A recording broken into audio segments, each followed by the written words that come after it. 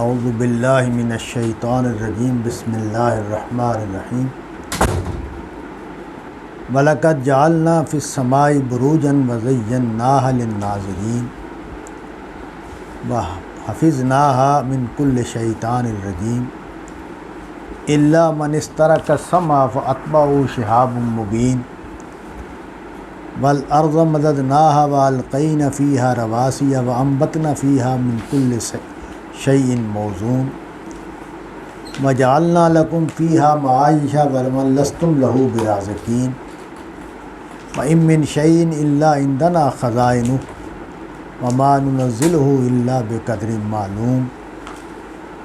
وَأَرْسَلْنَا الرِّيَاحَ لَوَاقِحَ فَأَنزَلْنَا مِنَ السَّمَاءِ مَاءً فَأَسْقَيْنَاكُمُوهُ وَمَا أَنتُمْ لَهُ بِخَازِنِينَ وَإِنَّا لَنَحْنُ نُحْيِي وَنُمِيتُ وَنَحْنُ الْوَارِثُونَ وَلَقَدْ عَلِمْنَا الْمُسْتَقْدِمِينَ مِنكُمْ وَلَقَدْ عَلِمْنَا الْمُسْتَأْخِرِينَ إِنَّ رَبَّكَ هُوَ يَحْشُرُهُمْ إِنَّهُ حَكِيمٌ عَلِيمٌ۔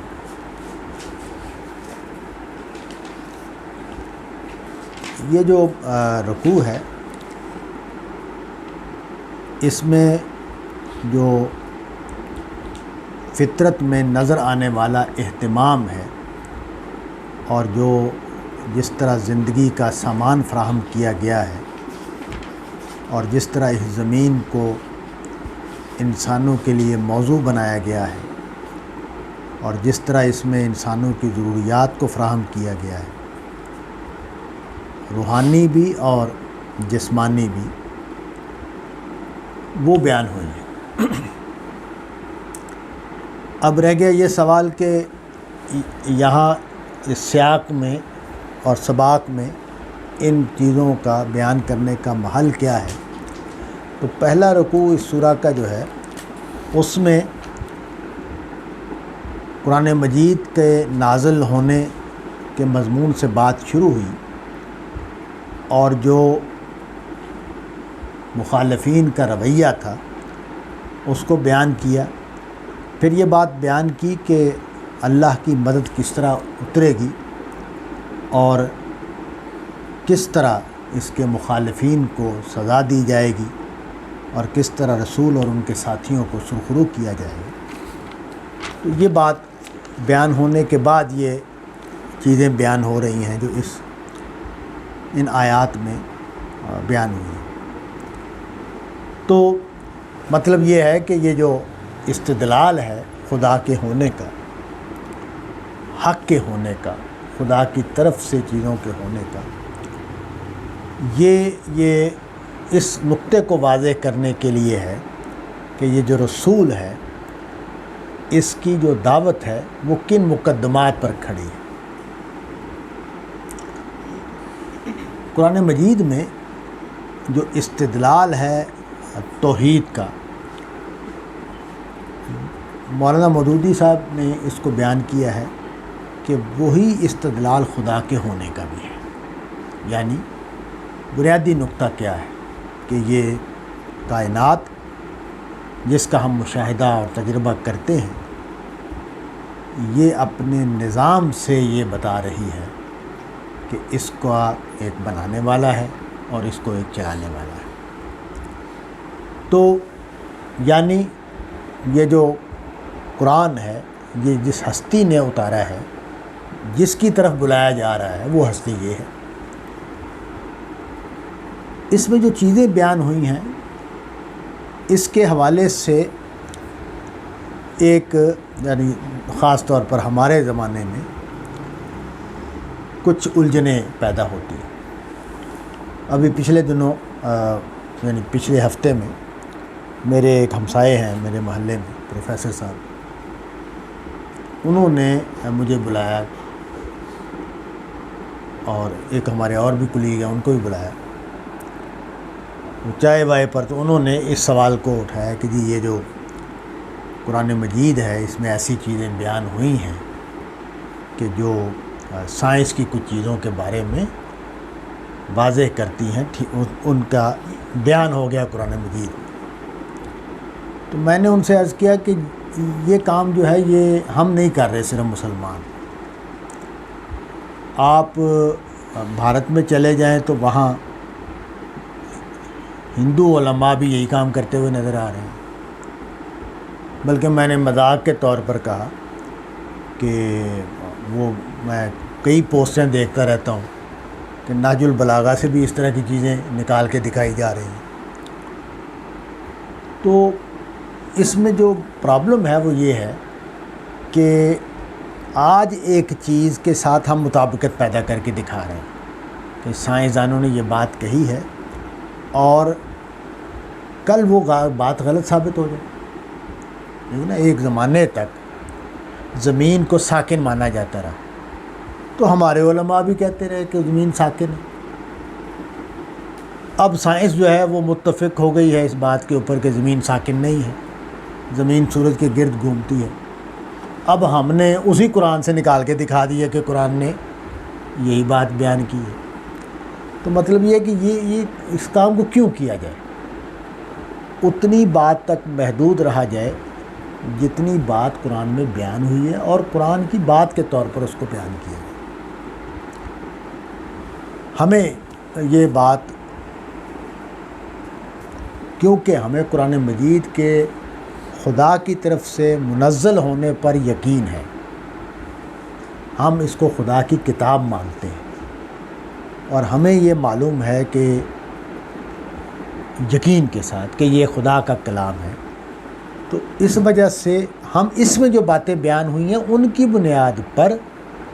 سائنس کی باتوں کا انکار کرنے کی جگہ پر کھڑے ہیں. یعنی ہم یوں نہیں سوچتے کہ اس کی بات کو ان کے مطابق ہونا چاہیے, بلکہ ہمارا نقطہ نظر یہ ہے یا ہماری پوزیشن یہ ہے کہ اس کے مطابق اگر وہ ہوگی تو ہم اس کو قبول کریں گے, ورنہ اس کو قبول نہیں کریں گے. تو جب یہ پوزیشن ہے,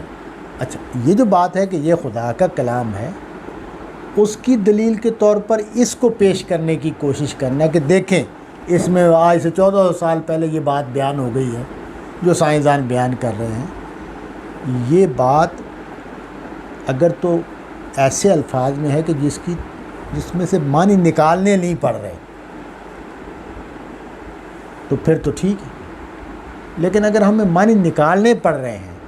ہم اس میں معنی ڈال رہے ہیں, پہلے قاری نے یا پہلے زمانے کے مفسرین نے وہ معنی نہیں سمجھے اس کے,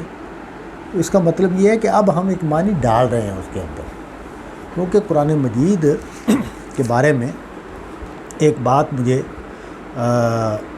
اصرار کے ساتھ کہنی ہے, وہ یہ کہ قرآن مجید کے جس طرح قرآن مجید کا متن منتقل ہوا ہے اسی طرح قرآن مجید کے معنی بھی منتقل ہوئے ہیں. میرا یہ مطلب نہیں ہے کہ قرآن کی آیتوں کی تفسیر اسی طرح منتقل ہوئی ہے, نہیں, قرآن مجید کے متن کے ایک معنی ہے, یعنی قرآن مجید کی ایک دعوت ہے, قرآن مجید کے جو پیغام ہے وہ بھی اسی طرح ہی منتقل ہوا ہے اس امت میں جس طرح خود قرآن کا متن منتقل ہوا ہے. تو اس وجہ سے ہمیں اس کے ساتھ سٹک کرنا ہے جو اس کے معنی منتقل ہو رہے ہیں, جو اس کا متن منتقل ہو رہا ہے. ہاں بعض باریک پہلو, تفسیر کے نقطے, بعض فلسفیانہ نقطے اس میں ہم کرتے رہیں گے, اور اس کو اس طرح نہیں بیان کرنا چاہیے کہ یہ قرآن کا بیان ہے. اس کو اس طرح بیان کرنا چاہیے کہ قرآن سے مجھے یہ بات بھی سمجھ میں آتی ہے, قرآن سے مجھے یہ بات بھی سمجھ میں آتی ہے, اس کو اس طرح بیان کرنا چاہیے. متن کے معنی جو ہیں وہ متن کے معنی ایک مثلا آپ دیکھیں کہ ابھی میں نے ایک آیت پڑھی ہے, وَلَقَدْ جَعَلْنَا فِي السَّمَاءِ بُرُوجًا, کہ ہم نے آسمانوں میں برج بنائے. اچھا برج جو ہیں وہ ہمیں معلوم ہے کہ حفاظت کے لیے بنائی گئی جگہ ہوتی ہیں, ان کو برج کہا جاتا ہے. یہ عام طور پر جو فصیلیں ہوتی ہیں اور قلعے کے شہر کی جو دیواریں ہوتی ہیں یا قلعے ہوتے ہیں ان کی جو دیواریں ہوتی ہیں ان کے اوپر اس طرح کی جگہ بنائی جاتی ہیں جہاں گارڈ جو ہیں وہ کھڑے ہوتے ہیں, اس میں پوزیشن لے کے بیٹھے ہوتے ہیں اور وہ اچانک ہونے والے حملے کو فیس کرتے ہیں, سیکیورٹی والے. تو اس بات کو بیان کیا گیا۔ اب یہ جو لفظ ہے وَلَقَدْ جَعَلْنَا فِي السَّمَاءِ بُرُوجًا، اب چونکہ یہ بات آسمانوں کی ہو رہی ہے تو قلعے کے جو برج ہیں وہ ہمیں معلوم ہے کہ وہ کیا ہوتے ہیں۔ ہمیں یہ بات معلوم ہے، قرآن نے خود بیان کر دی ہے کہ جو چیزیں ہیں جو اس طرح کی یعنی حقائق بیان ہوتے ہیں جو تمہارے مشاہدے اور تجربے سے باہر ہیں، ان کو ہم مشابہت کے اصول پر بیان کرتے ہیں۔ تو اس کا مطلب یہ ہے کہ یہ جو بروج کا لفظ ہے یہ مشابہت کے اسلوب پر بیان کیا گیا ہے۔ اب ان کی نوعیت کیا ہے، وہ کہاں ہیں، یہ جو برج ہیں یہ اس آسمان میں سے کیا مراد ہے، یہ ہماری فضا جو ہے اس میں کوئی پیرے کی جگہ بنائی گئی ہیں یا ان سے اوپر بنائی گئی ہیں، یہ سب باتیں جو ہیں یہ اس میں سے کوئی چیز بھی ہم یقین کے ساتھ کہنے کی پوزیشن میں نہیں ہیں۔ ہمیں اتنی بات اس کا جو جسٹ ہے، اس کا جو خلاصہ ہے بات کا، وہ یہ کہ اللہ تعالیٰ نے آسمانوں میں جو وحی کا نظام ہے اس کے لیے حفاظت کا بندوبست کیا ہوا، اور وحی میں شیاطین کی در اندازی کو روکنے کے لیے ایک نظام وہاں بنایا گیا ہے، جس کو ہماری سہولت کے لیے ہمارے مشاہدے میں آنے والے ہمارے اختیار کردہ طریقوں میں سے ایک طریقے کو بطور مشابہت استعمال کیا گیا ہے۔ اس سے زیادہ ہمیں کچھ کہنے کی ضرورت نہیں۔ اب اس پر یہ سوال اٹھا دیا جائے اگر سائنس کی طرف سے کہ جی ذرا دکھائیں، ہم تو پورا نظام شمسی دیکھ لیا ہے، ہمیں تو کوئی اس طرح کے برج کہیں نظر نہیں آئے، تو ہمارے لیے بڑی مشکل صورتحال پیدا ہو جائے گی اور ہم بجائے پھر آئیں بائیں شائیں کریں گے۔ تو جو بنیادی بات ہے اس کو بیان کر دینا چاہیے، اور یہ بات واضح طور پر سمجھنی چاہیے کہ ان چیزوں کی حقیقت ہمیں معلوم نہیں ہے۔ حقیقت سے مراد یہ کہ ان کا مصداق ہمیں معلوم نہیں ہے کہ یہاں بروج سے کیا چیز مراد ہے جس کے لیے بروج کا لفظ بولا گیا، برج کا لفظ بولا گیا۔ وَزَيَّنَّاهَا لِلنَّاظِرِينَ، اور ہم نے ان کو دلکش بنا دیا ہے دیکھنے والوں کے لیے۔ اب یہ جو دیکھنے والوں کے لیے ہمیں جو نظر آ رہا ہے وہ یہ کہ جرمٹ ہے ستاروں کے اور ستارے ہیں، اور اب دیکھیں ہماری معلومات جو ہیں وہ یہ ہیں کہ یہ جو قریبی ترین ستارہ ہے وہ بھی 4 سال کے فاصلے پر ہے، یعنی 4 سال روشنی چلتی رہتی ہے پھر ہمارے پاس پہنچتی۔ یہ ہماری گلیکسی میں جو سورج کے بعد جو قریب ترین ستارہ ہے اس کا یہ فاصلہ، تو وہ زیناہ للناظرین، ہم نے ان کو لوگوں کے لیے خوشنما بنا دیا ہے۔ تو یہ ہمارا جو مشاہدہ اس کے لحاظ سے بات ہو گئی ہے۔ وَحَفِظْنَاهَا مِنْ كُلِّ شَيْطَانٍ رَجِيمٍ، اور ان برجوں کی حفاظت کی جاتی ہے ہر دتکارے ہوئے شیطان سے۔ رجیم کا لفظ اس لیے استعمال کیا کہ ان کو مار پڑتی ہے، یعنی جب وہ جاتے ہیں وہاں، یہ بات قرآن مجید نے دوسری جگہوں میں بیان کر دی ہے کہ یہ جو شیاطین ہیں ان کی وہاں تک پہنچ ہے، یعنی یہ وہاں تک پرواز کر سکتے ہیں، تو پھر ان کے جو ظاہر ایسا نہیں ہوتا کہ سارے جن وہاں یہی کام کرتے رہتے ہیں۔ یہ بات قیاساً میں کہہ سکتا ہوں کہ جس طرح ہم انسان ہیں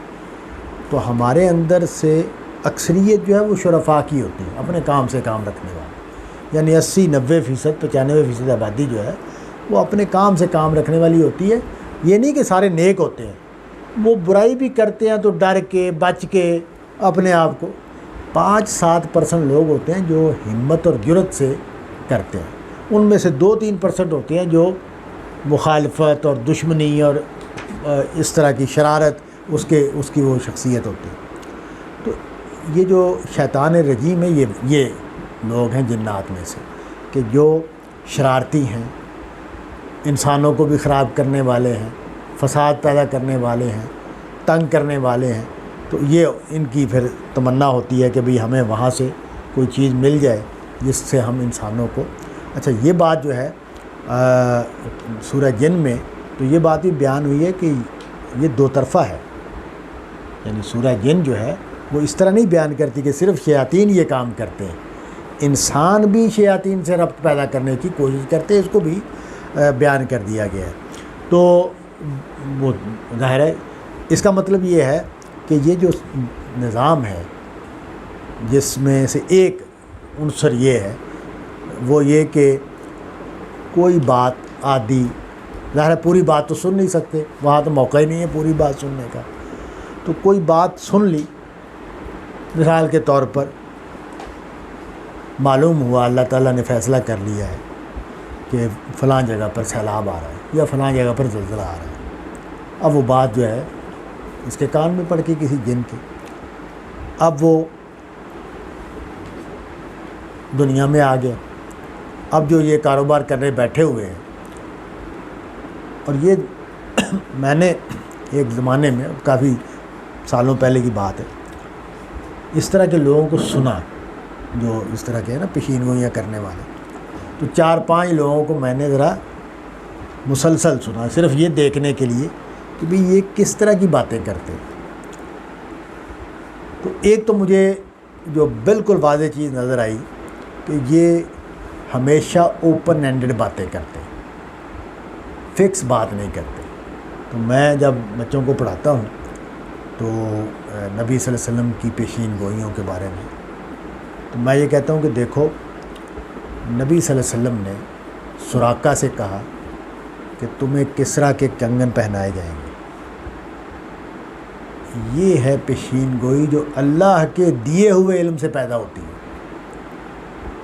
یہ کسی نجومی کا بیان، نجومی یہ جملہ بول ہی نہیں سکتا، نجومی یہ کہے گا کہ لگتا تسی باہر جانا ہے، وہ یہ نہیں کہے گا کہ فلاں تاریخ کو تمہارا ویزا لگے گا، تم فلاں ملک میں جاؤ گے اور یہ نوکری کرو گے۔ اب یہاں دیکھیں جو بات ہے وہ یہ کہ ایک بندہ ہے جس کو بتایا جا رہا ہے اور ایک بادشاہ ہے جس کا نام لے کے بتایا جا رہا ہے اور اس کا زیور ہے اس کا بھی نام لیا جا رہا ہے کہ تمہیں وہ ملیں گے۔ تو یہ جو بات ہے نا اس کو ایک تو مجھے یہ مشاہدہ ہوا کہ بھئی یہ لوگ جو ہیں یہ اس طرح کی باتیں کرتے ہیں کہ جن باتوں میں ہو جائے تب بھی ٹھیک ہے، نہ ہو تب بھی ٹھیک ہے، جملہ ایسا ہوگا کہ جس میں، اور اس دوسری بات کہ سب کے کلام میں ذاتی تجزیہ شامل، اگر وہ کوئی پیشین گوئی کر رہے ہیں تو وہ جو معلومات ہیں ماحول میں جو معلومات بکھری ہوئی ہیں ان کی روشنی میں بات ہو رہی ہے، تو محض یہ لیکن وہ میں نے حساب لگایا ہے، میں نے یہ کیا وہ کیا، تو یہ کاروبار ہے۔ تو اسی طرح یہ جو شیاطین ہیں یہ اس طرح کے لوگوں ہی کو ان کا ہدف بنتے ہیں۔ میرے پاس وہ قرآن مجید نے اس کو خیر واضح بھی کر دی کہ شیطان تو انہی کے پاس آتے ہیں جو خود چاہتے ہیں کہ ان کے پاس آئیں۔ تو ایک تو یہ کہ یہ حفاظت کا بندوبست ہے، یعنی قرآن مجید کے اس جملے پر مولانا اصلاحی نے یہ بات لکھی ہے اور بالکل ٹھیک نقطہ پکڑا انہوں نے کہ یہ جو کہانت کا سارا کاروبار ہے اس کا بے اصل ہونا اس سے واضح ہوتا ہے کہ اللہ تعالیٰ نے ان جگہوں پر حفاظت کا بندوبست کر رکھا ہے جہاں تک یہ رسائی حاصل کرنا چاہتے ہیں اور ان کو وہاں رسائی حاصل نہیں ہے۔ چنانچہ آگے کہا کہ الا من استرق سمع فاتبعہ شہاب مبین، ہاں وہ کوئی جو چوری چھپے کان لگانا چاہے، یعنی وہاں پہنچے اور وہ موقع دیکھ کر ایسی جگہ پر پہنچنے کی کوشش کرے جہاں سے اس کو آوازیں آ جائیں، تو پھر اس کو مارا جاتا ہے اور اس کو شہاب شعلے کے لیے لفظ آتا ہے، ایک واضح شعلہ اس کو اس کے پیچھے پڑ جاتا ہے۔ اچھا، ہم اس سے شہاب سے شہاب ثاقب جو ہے اس کا لفظ ہم استعمال کرتے ہیں کہ یہ جو ہمارا مشاہدہ ہے کہ بعض کا چمکتا ہوا پتھر جو ہے وہ گزرتا ہے، تو یہ ہمارے اس تجربے کی بنیاد پر ہی یہ بات کہی گئی ہے۔ ہو سکتا ہے کہ یہ اسی عمل کا حصہ ہو جس کا یہاں قرآن مجید نے بیان کیا ہے، اور یہ بالکل ممکن ہے کہ جس جگہ کی قرآن مجید بات کر رہا ہے وہ جگہ کبھی ہمارے مشاہدے بھی نہ آتی، یہ بھی ممکن ہے۔ یعنی یہ کوئی ضروری نہیں ہے کہ یہ جو ہمیں پتھر گرتے ہوئے نظر آتے ہیں، لپکتا ہوا شعلہ نظر آتا ہے، یہ وہ والا ہو جس کا قرآن ذکر کر رہا ہے، اور یہ بھی ہو سکتا ہے کہ یہی ہو۔ ہمیں نہیں معلوم کہ اس سارے معاملے کی جو اصل صورت ہے وہ کیا ہے۔ والارض مددناہا، تو مطلب یہ ہے کہ ایک تو قرآن مجید نے اس بات کو واضح کیا کہ یہ جو خدا کا نظام ہے جس میں خدا کے فیصلے آ رہے ہیں، خدا کی طرف سے انفارمیشن آ رہی ہے فرشتوں تک، اور فرشتوں سے آگے نافذ کرنے والے فرشتوں تک، اس سارے نظام کو محفوظ کر دیا گیا ہے، اور شیاطین کی اس تک رسائی نہیں ہے، اور حفاظت کا بندوبست جو ہے وہ اس طرح کیا گیا ہے کہ ان کو پتھر مار کے بھگا دیا جاتا ہے، ان کو مار پڑتی ہے وہاں، یہ وہاں نہیں جا سکتے۔ تو یہ اب اس کے نتیجے میں جو وحی ہے اس کا محفوظ ہونا بھی، اور جو دوسرے امور، کیونکہ یہ بات ہمیں قرآن مجید نے بتا دی ہے کہ فرشتے جو ہیں وہ اللہ تعالیٰ کی طرف سے ملنے والے امور، احکام کو نافذ کرتے ہیں، اور اس کی ایک رات ہے جس میں یہ آتے ہیں احکام، اور ان کو دنیا میں اس کا نفاذ ہوتا ہے۔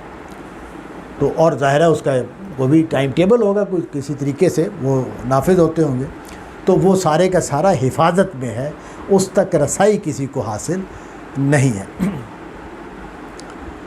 تو ایک یہاں نقطہ میں بیان کر دوں کہ یہ جو نبی صلی اللہ علیہ وسلم ہیں،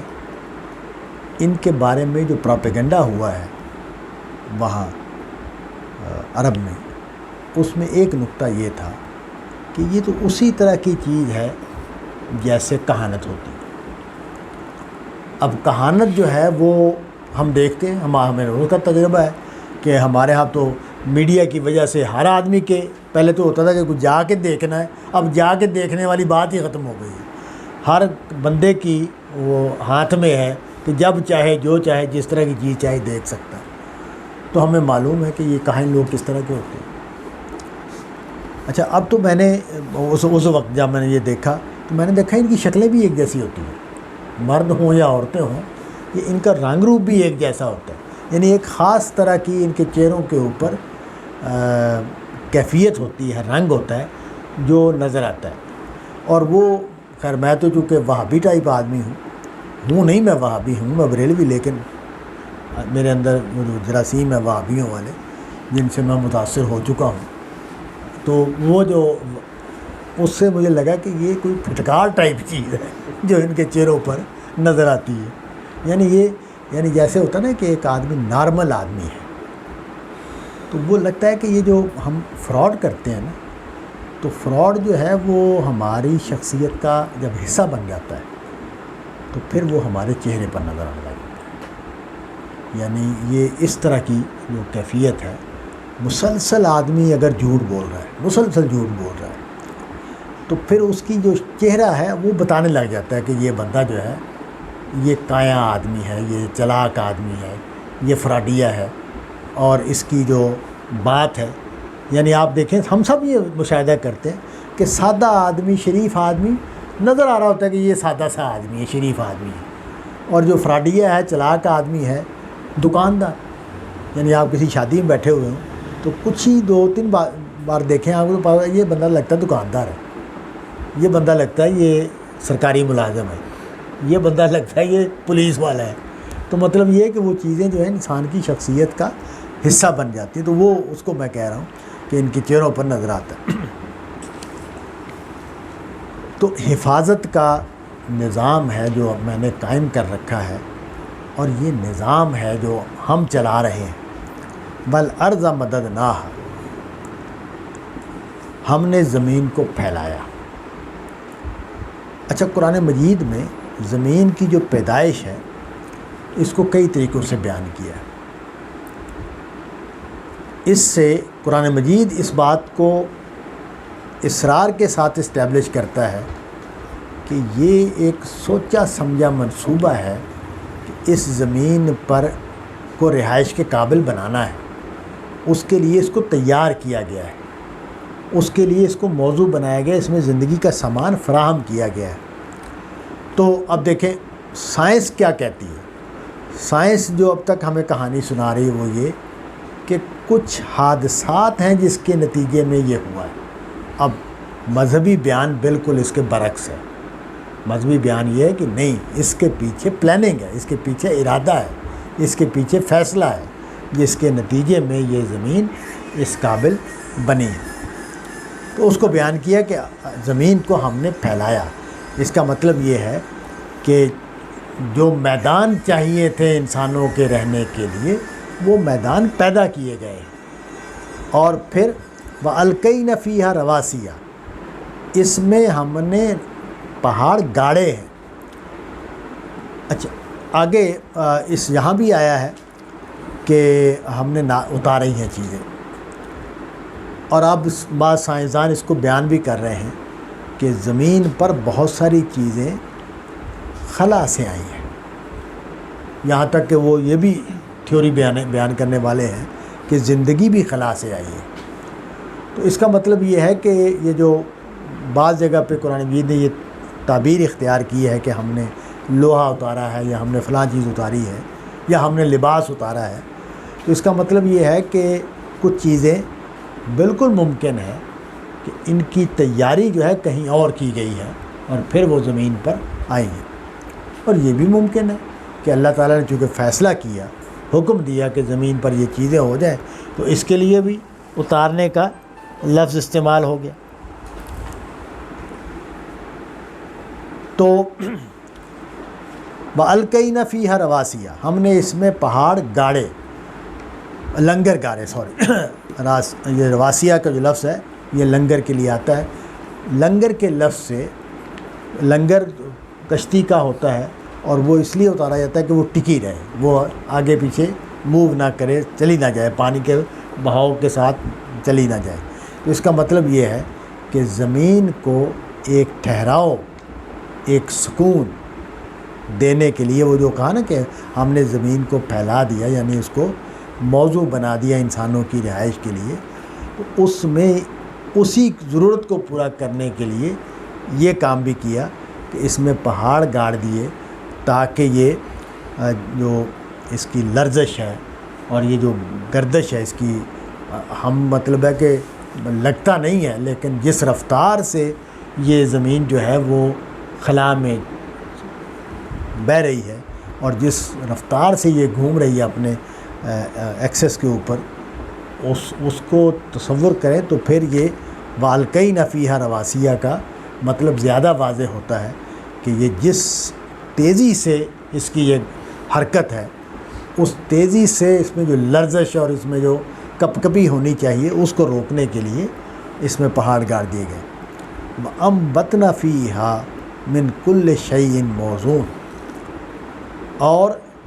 اس میں ہم نے ہر طرح کی چیزیں اگائی ہیں، لیکن وہ ایک اندازے سے اگائی ہیں۔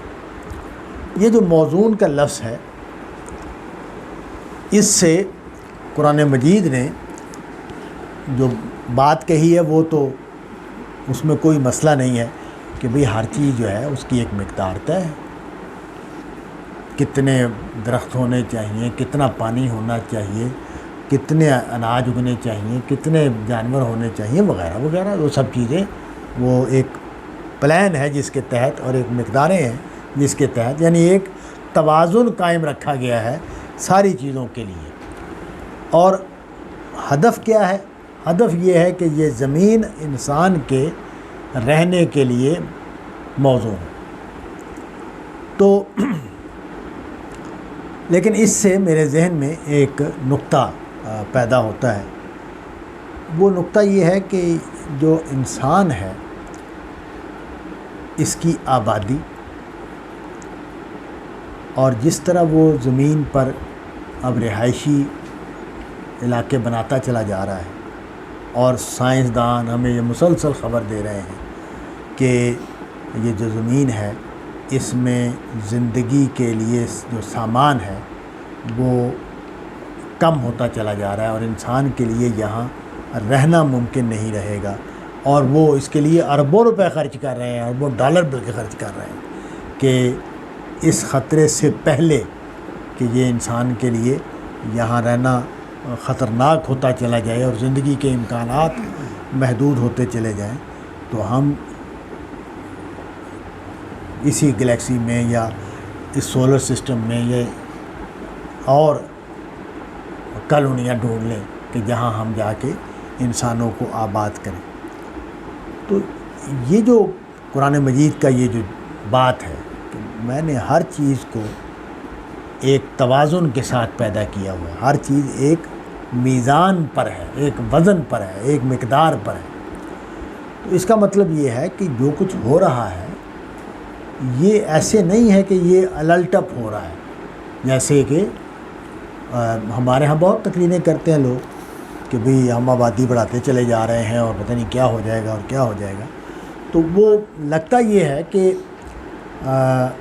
یہ جو سارے کا سارا بیانیہ ہے جو اس حوالے سے ہے، وہ بیانیہ یہ تو ممکن ہے کہ اللہ تعالی ہمارے کچھ اعمال کی سزا ہمیں دے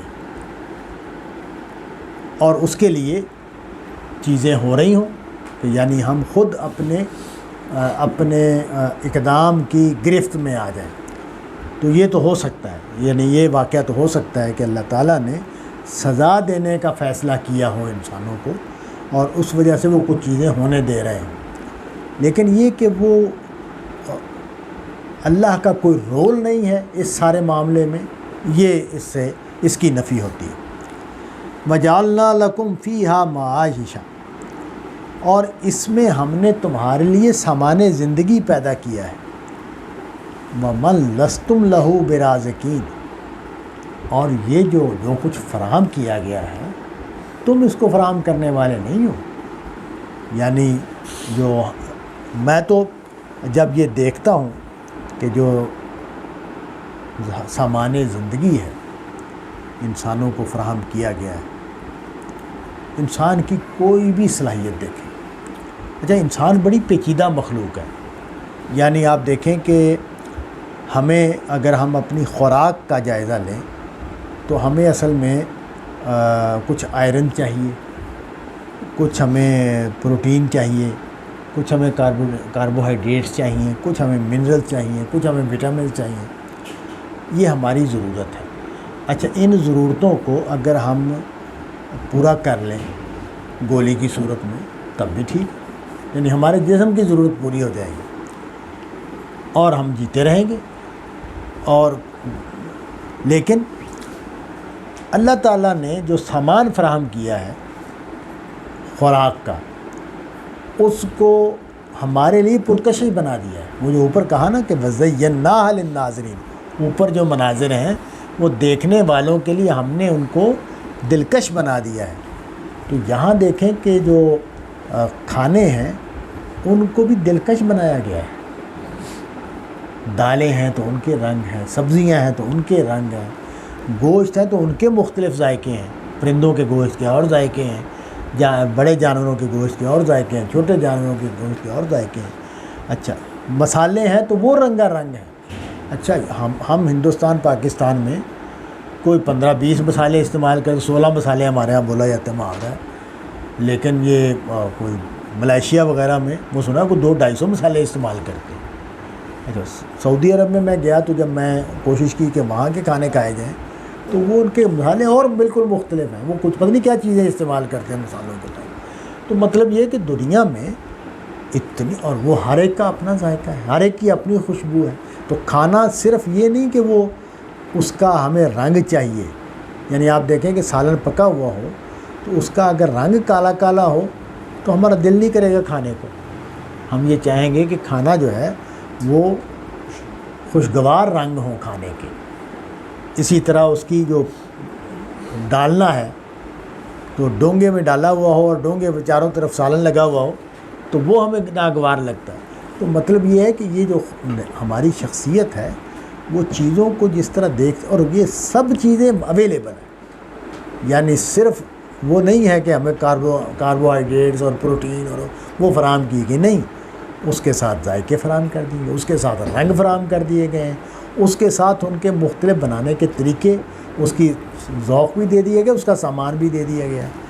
تو یہ جو کہا نا کہ وَجَعَلْنَا لَكُمْ فِيهَا مَعَائِشَ وَمَن لَّسْتُمْ لَهُ بِرَازِقِينَ، تو یہ اتنی تفصیل کے ساتھ جو کچھ فراہم کیا گیا ہے، تم میں سے کون تھا جو یہ فراہم کر سکے؟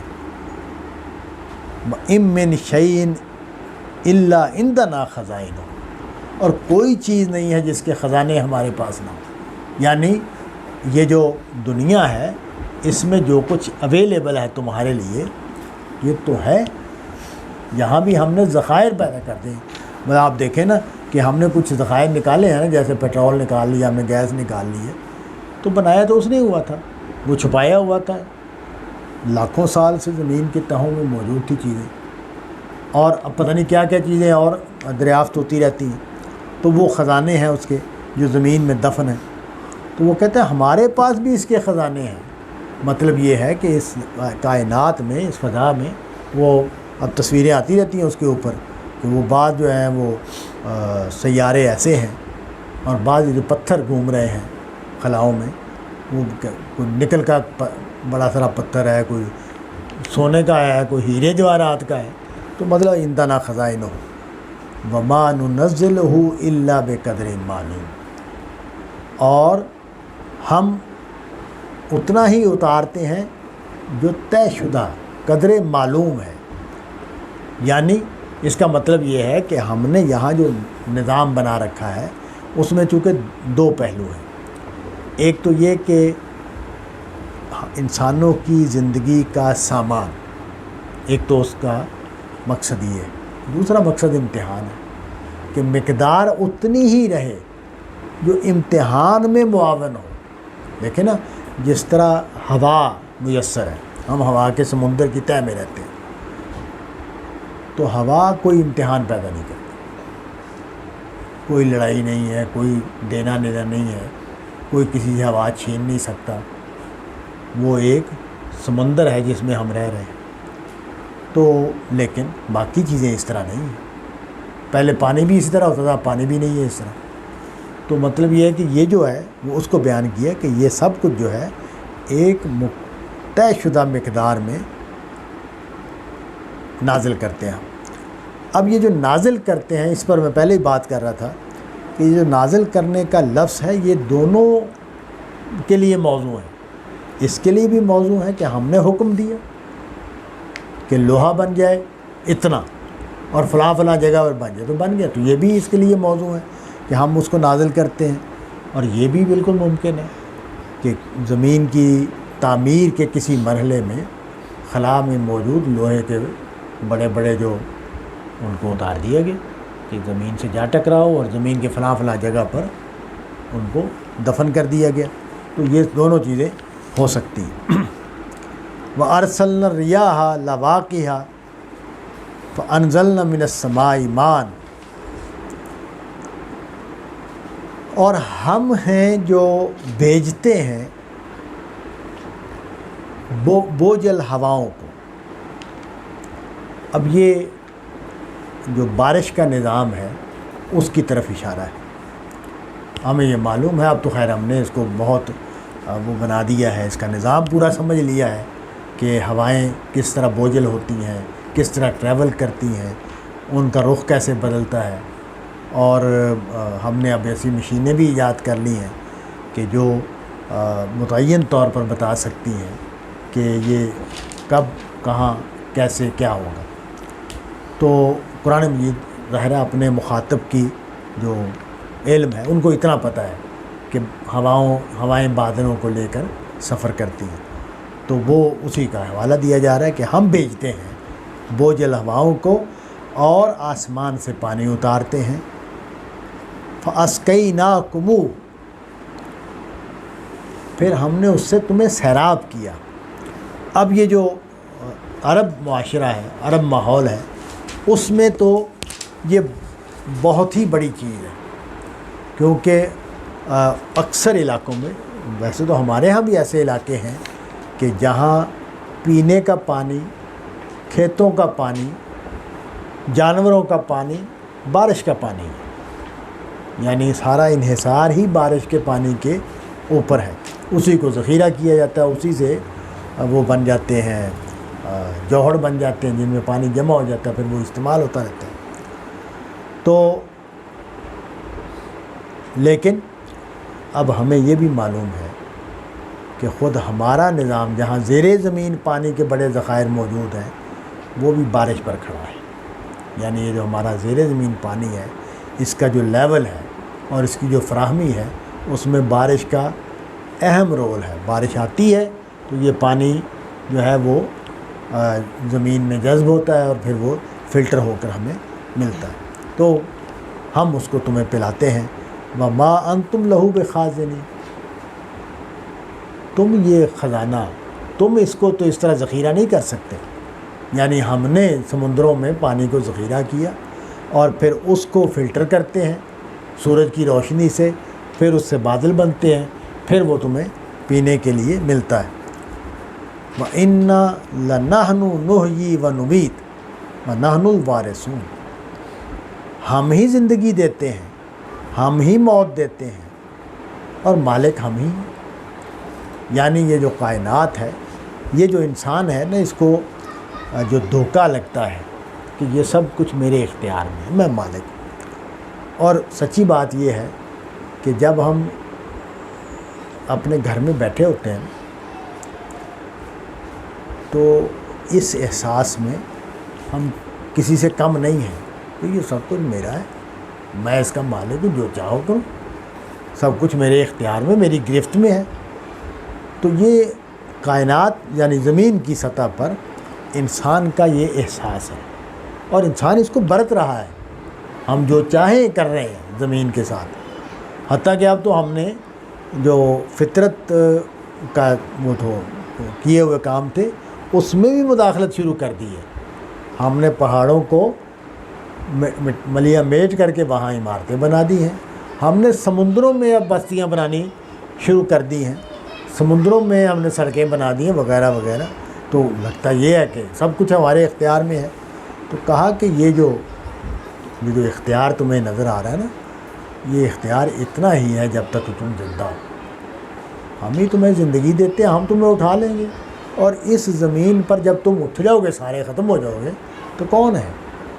ہم ہیں جو پیچھے مالک ہیں۔ نحن الوارثون وَقَدْ عَلِمْنَا الْمُسْتَقْدِمِينَ مِنْكُمْ وَلَقَدْ عَلِمْنَا الْمُسْتَأْخِرِينَ، اور جو پہلے گزر گئے ان کو بھی ہم جانتے ہیں، جو آنے والے ہیں ان کو بھی ہم جانتے ہیں۔ لیکن تمہیں معلوم رہنا چاہیے کہ ان ربک ہوا یحشرہم، یہ تمہارا پروردگار ہے جو ان سب کو جمع کرے گا، کہ انہ حکیم علیم، کیونکہ وہ بڑی حکمت والا ہے، وہ جاننے والا ہے۔ یہ دونوں صفات جو ہیں وہ بڑی ایک حقیقت کو واضح کرتی ہیں، اور وہ حقیقت یہ ہے کہ یہ جو دنیا ہے، اس کا جو نظام ہے، یہ حکمت پر مبنی ہے، یعنی یہ کچھ اصولوں پر کھڑا ہے، یہ کوئی دانائی پر کھڑا ہے، یہ کسی مقصد پر کھڑا ہے۔ اور دوسرا یہ کہ جو اکٹھا کرے گا اس کا علم بھی مکمل ہونا چاہیے، تاکہ وہ لوگوں کا حساب کر سکے، ان کو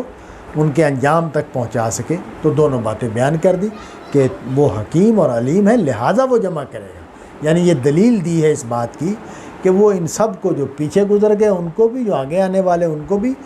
سب کو جمع کرے گا، کیونکہ وہ حکیم اور علیم ہے، وہ سب کے اعمال سے واقف ہے اور سب کو اس نے انجام تک پہنچانا ہے۔ آخر دعوانا الحمدللہ۔